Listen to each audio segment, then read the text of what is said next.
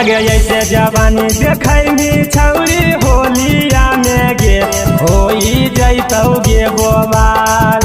आगे ऐसे जवानी देखैनी छौरी होलिया में गे होई जैतौ गे बोबाल। आगे जमुई जिला के छौरन पी के आगौ पागलाल देतौ लहंगे में रंगा डाल। आगे जमुई जिला के छौरन पी के आगौ पागलाल देतौ लहंगे में रंगा डाल।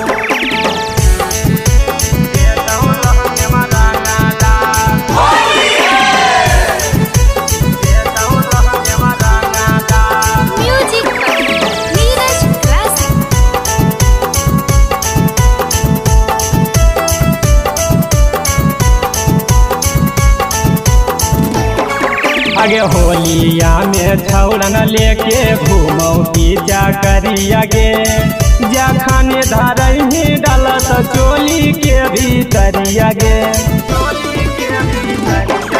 आगे होलिया में छौरन लेके घूमौ पीछा करिया गे जखन धरही डालत चोली के भीतरिया गे। आगे लाल पियर रंग डालत छौरी गुलाल हाथी टोला भर में माल।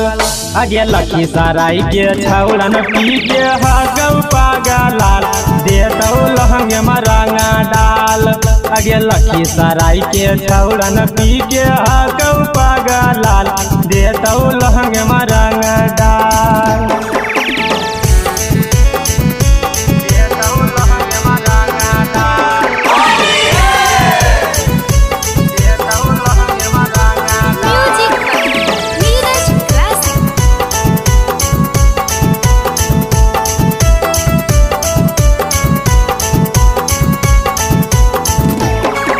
आगे करो ही मनमानी छौरी चढ़ते फागुना मागे ऊपर डालतौ पर कस नीचे डालतौ राहु सना मागे।